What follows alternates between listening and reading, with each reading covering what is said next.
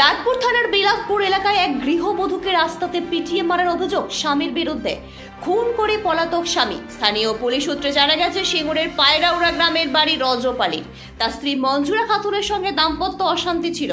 মঞ্জুরার দাদা শেখ রফিকের অভিযোগ, একবার কয়েকজন বন্ধুকে নিয়ে বোনকে মারধর করে রজব। দিন 15 আগে মঞ্জুরা তার বাপের বাড়ি ভদ্রেশ্বর নপাড়া এলাকায় চলে যায় এবং ভদ্রেশ্বর থানায় বধূ নির্যাতনের একটি মামলা দায়ের করে। এরপরই রজপালির স্ত্রীকে ফোন করে জানায় ঝামেলা মিটিয়ে নিয়ে আবার তারা সংসার করবে। সেই মতো মঞ্জুরা আবার শ্বশুর বাড়িতে চলে যায়। দিন 2 আগে ভদ্রেশ্বর থানার অন্তর্গত শেরপুর পুলিশ ফাঁড়ি থেকে ফোন করে রজবকে দেখা করতে বলে পুলিশ। এরপরে গতকাল রাত 11টা নাগাদ রজব তার স্ত্রীকে ফোন করে জানায়, জেলে যখন যেতেই হবে তোকে মেরে তবেই যাব। ভয় পেয়ে গিয়ে মঞ্জুরা তার 2 সন্তান প্রতিবেশী মহিলাকে নিয়ে হারিট গ্রাম পঞ্চায়েতের জেটে গ্রামে মামার বাড়িতে যাওয়ার জন্য বেরিয়ে পড়ে। ও দাঁতপুরের বিলাসপুরের কাছে তাকে ধরে ফেলে রজব। 2 সন্তান আর ওই মহিলাকে তার এক বন্ধুকে দিয়ে বাড়ি পাঠিয়ে দেয়। মঞ্জুরা দৌড়ে পালিয়ে যাওয়ার চেষ্টা করলে তাকে তাড়া করে ধরে লাঠি দিয়ে পিটিয়ে মারা হয় বলে অভিযোগ। মঞ্জুরার সঙ্গে থাকা ওই মহিলা ফোন করে বাপের বাড়ির লোকজনদের খবর দেয়। রাতে গিয়ে পুলিশ মৃতদেহ উদ্ধার করে। দাঁতপুর থানার পুলিশ খুনের মামলা রুজু করে তদন্ত শুরু করেছে। ঘটনার পর থেকে পলাতক রয়েছে অভিযুক্ত রজব আলী। মৃতদেহ চুচুড়া ইমামবাড়া হাসপাতালে ময়নাতদন্ত হয়। মঞ্জুরার দাদা শেখ রফিক কি বলছে শোনাবো। ব্যুরো রিপোর্ট, আমার বাংলা নিউজ। কালকে মানে গত কয়েকদিন আগে ওর নামে একটা 498 কেস করা হয়েছে। কেন, কি কারণ? বোনকে অত্যাচার করতো, মারধর করতো।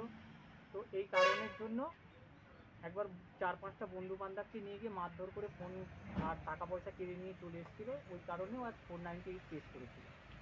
এটা কতদিন আগে? এটা আপনার হয়ে গেল দিন 15 আগে। আচ্ছা। তো দিন 15 আগে এই কেসটা করার পর ভদ্রেশ্বর পিএস থেকে আমাদের শ্যাদপুর ফাঁড়িতে পাঠায়।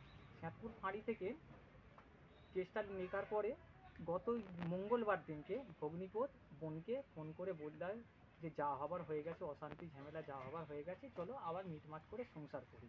দুজনের মিলে মিটমাট করে মঙ্গলবার দিনকে ওরা চলে আসে। আসার পর বুধবার দিনকে আমাদের বাড়িতে গিয়ে 2টো বাচ্চাকে নিয়ে চলে আসে। আসার পর আপনার বাড়ি কোথায়? আমার বাড়ি হচ্ছে চন্দননগর বুলপুরি দক্ষিণ পাড়। আমার থানা হচ্ছে ভদ্রেশ্বর, আপনার পোস্ট অফিস হচ্ছে নপাড়া, জেলা হুগলি। এবার গতকালকে আপনার পিএস মানে ভদ্রেশ্বর থেকে ইনকোয়ারি আসে বোনের বাড়িতে, এসে জিজ্ঞাসা করে যে রজব আলী কে আছে। তখন বলেছে যে নেই, আমি তোর স্ত্রী। বলছে এই ব্যাপার আপনারা করেছিলেন? বললে হ্যাঁ আমি করেছিলাম। বলে এখন কোনো অসুবিধা আছে? বললো না নেই। বললো ওনাকে থানাতে দেখা করতে হবে। তো ওনাকে তখন ফোন করেছে রজব আলী, তখন বলছে যে আমি এখন কাজে ব্যস্ত আছি, আজকে রাত্রি 10টার সময় দেখা করতে পারবো না, আমি কালকে দেখা করবো। বলছে ঠিক আছে তাই করবো। বলার পর মিটে গেছে ঝামেলা। কালকে রাত্রি 11টার সময় বোনকে ফোন করে বলে যে আমাকে যখন তো জেল খাটতে হবে তোকে আমি মেরেই জেল খাটবো, বলে ফোনটা কেটে দেয়। তখন আমার বোন আমার মাকে ফোন করে বলে মা এই ব্যাপার।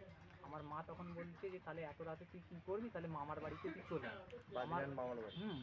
আমার যেতে পাশেই গ্রামে যেতে বলে একটা জায়গা আছে, ওখানে মামার বাড়ি।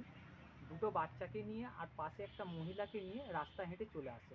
আর রাস্তাতে বারবার আমাদের ফোন করতে থাকে এত দূর আসছি তোমরা আসো না। আমরা বলি যে এত রাতে তো আমরা যাবো কী করে, আমরা টোটোর ব্যবস্থা করছি। হাফ রাস্তা থেকে ওর স্বামী এসে ওকে ধরে ফেলে। ধরে ফেলার পর ওর একটা বন্ধুর সাথে 2টো বাচ্চাকে আর যে সাথে মহিলাটা ছিল ওকে নিয়ে বাড়ি পৌঁছে দেয়, আর আমার বোনকে নিয়ে বাড়ি পৌঁছায় না। তো ওই পাশের বাড়িতে মহিলাটা বারবার আমার মাকে ফোন করে বলছে যে দেখুন দিদি, এখনও পর্যন্ত কিন্তু তোমার মেয়েকে নিয়েও বাড়িতে ঢুকিনি। বলার পর আমরা তখন সিঙ্গুর পিএসকে আমরা ফোন করি যে স্যার এই ব্যাপার, এই ঘটনা ঘটেছে। পিএস তখন সঙ্গে সঙ্গে এসছে বাড়িতে, এসে দেখেছে যে বাড়িতে নেই। সেই মহিলাটাকে ডাক করিয়েছে, সেই মহিলাটার থেকে জেনেছে, আমাদের থেকে নাম্বার নিয়েছে, ফোন করেছে সুইচ অফ। আমার বোনের নাম্বারটা কন্টিনিউ রিং হয়েছে, ওরা ফোন তুলেনি। ভোর 4টের সময় আমার ভাগনা যখন ওকে আবার ফোন করেছে তখন ফোনটা রিসিভ করে বলছে যে আমি এরা মেরে ফেলেছি, কারা আবার মেরে ফেলে দিয়ে চলে গেছে আমি কিছু জানি না, বলে ফোনটা কেটে দিয়েছে। তারপরে ফোন করছি কোনো মতে তার ফোনটা তুলছে না। তারপরে আবার কিছুক্ষণ পর যখন ফোন করি তখন সুইচটা বন্ধ। আমরা তখন সিঙ্গুর থানায় যাই। সিঙ্গুর থানাতে গিয়ে বলি স্যার এই তো ব্যাপার, কালকে রাতে বলেছিলাম। তো বললে একটু ওয়েট করো আমরা দেখছি। তার মধ্যে আমার মামার তো দাদা হয়, উনি ফোন করে বলছে যে ভাই এই ব্যাপার, এখানে বডি পাওয়া গেছে, তাড়াতাড়ি আসে। তো কোন জায়গায় না বিলিশপুর, হ্যাঁ বাঁধের ধারে বডি পাওয়া গেছে। তখন আমরা আসি, তখন দেখি রাত্রি থানা থেকে স্যারেরা সব গিয়ে বডি খুঁজছে। আপনার নাম? আমার নাম শেখ রফিক, আমি ওনার বড়দা। আপনারা কি অভিযোগ দায়ের করেছেন? আমরা অভিযোগ দায়ের করছি।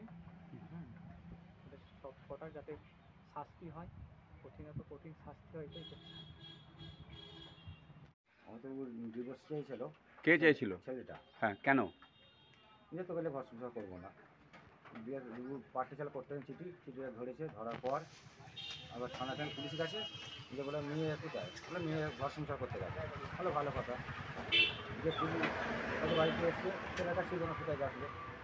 দেওয়ার পর ওকে বললো যে আমার পুলিশকে ফোন করলে, যখন পুলিশ তখন বললো যে না বাবু, ভয়ের কিছু কারণ নেই, তোমাকে এমনি জিজ্ঞেস করবে, জিজ্ঞেস করে তাহলে তোমার চলে আসবে। তোমার ভালো মেয়ে হয়েছে, তাহলে তোমার মেয়েটা রাখবো না, তোমার মেয়েকে মেরে দেবো। তারপর বলে এরকম রাতে ও চলে আসছিল আমাদের এখানে। ঝগড়া হয়েছিল কি? আর না, ওখানে আর কিছু ঝগড়া হয়নি, মেয়েটা চলে আসছিল মেয়েটা কোথায় চলে আসছিল? আমাদের বাড়িতে, মানে আপনার বাড়ি কোথায়? যেতে চলে আসছিল। ওকে ফোনে গেছি ওখানে, ওইখান থেকে ওকে ধরে নিয়ে গেছে, যে বাচ্চা দুটোকে অন্য একটা বন্ধুকে যে ঘরে পাঠিয়ে দিয়েছে।